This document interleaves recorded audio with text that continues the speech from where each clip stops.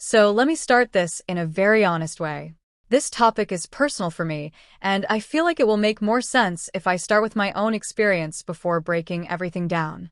I am an INFJ, and I am also an Aquarius.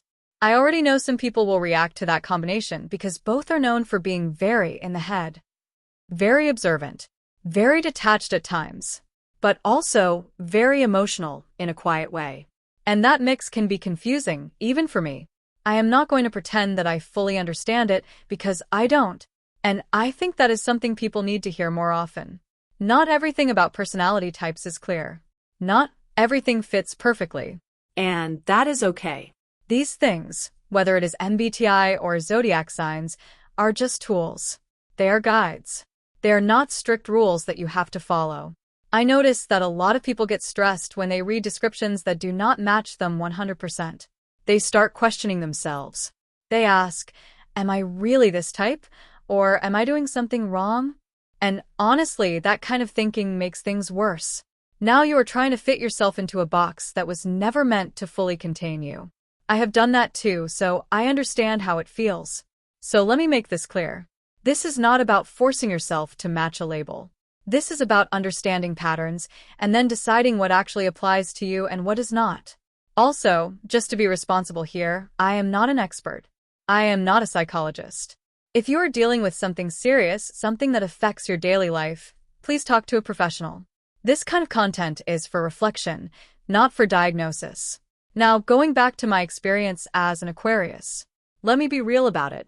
Aquarius energy is often described as independent, logical, and sometimes even cold. It is very focused on ideas on the future and on things that are bigger than everyday life. When you mix that with an INFJ, it creates a strange balance. You feel deeply, but at the same time, you step back and analyze those feelings. It is like you are watching yourself from the outside. Because of that, you can look calm on the outside, even when your mind is very active. I notice this in myself all the time. I can sit quietly in a room, not reacting much. But inside, I am thinking about many things at once. I am connecting ideas. I am analyzing people. I am trying to understand what is happening under the surface. This is where the in your head part really shows. And it does not stop there. When we talk about air signs, which are Gemini, Libra, and Aquarius, they all share a strong connection to thinking, ideas, and communication. But they show it in different ways. And this is where things get more interesting and also more complicated. Let me talk about Gemini for a moment because I have personal experience with it. I am just going to be honest. I do not get along with my mother, and she is a Gemini. One of my younger brothers is also a Gemini, and he is her favorite. I notice that dynamic. I am not going to ignore it. I am not saying astrology explains everything, but I also cannot ignore patterns when I see them. From what I have experienced, Gemini energy feels very fast. There is a lot of talking, a lot of shifting, and quick changes in mood or focus. For someone like me, who prefers depth and consistency, that can feel unstable. It can feel hard to trust. Just when I think I understand what is happening, it changes. That creates tension, especially in close relationships. Again, this is just my experience. Not every Gemini is the same. Now, let's look at Libra. Libra is also an air sign, but it feels very different. Libra focuses more on harmony, balance, and relationships. On the surface, that sounds ideal. But in real life, it can lead to a different kind of overthinking. The focus is not just on ideas anymore, but on people, on how everyone feels, on whether things are fair. That can create pressure. You start carrying emotional responsibility that is not even yours. If you are an INFJ, you already tend to absorb emotions. You read between the lines. You sense what is not being said. When you combine that with Libra energy, it can feel like your mind is always scanning, always adjusting, always trying to keep things balanced, even when you are already tired. Now going back to Aquarius, which is where I relate the most. There is a strong need for independence, a need for space, a need to think freely without being controlled. But this can clash with what other people expect emotionally. People may want more warmth, more expression, more reassurance. But your natural state is to step back, to observe, and to process things internally before showing anything. This can be misunderstood. It can look like you do not care, even when you actually do. You just show it in a quieter way. When you put all of this together, INFJ with air signs creates someone who lives a lot inside their own mind. Someone who thinks deeply, feels deeply, but does not always express it in a way that people easily understand.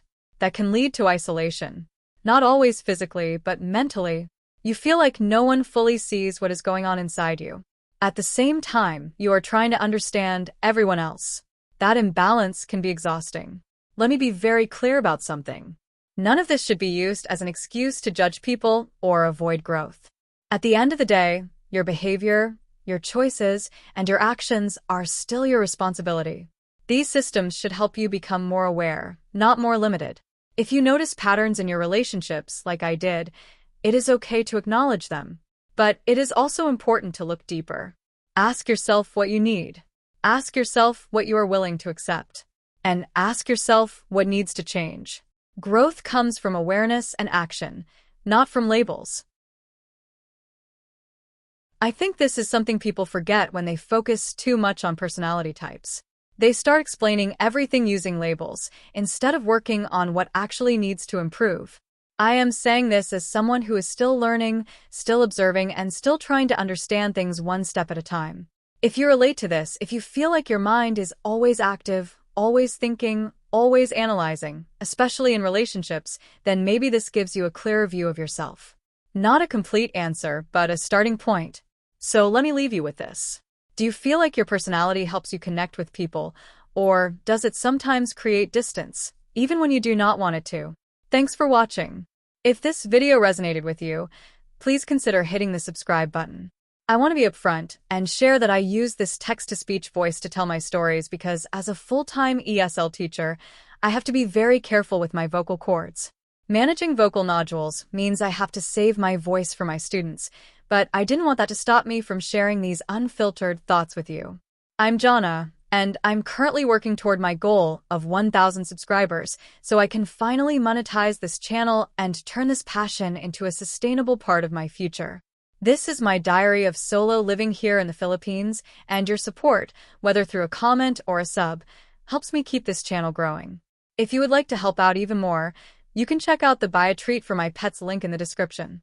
My dogs definitely appreciate the love. Make sure you are subscribed so you do not miss the next update. Thank you for being such an important part of this journey.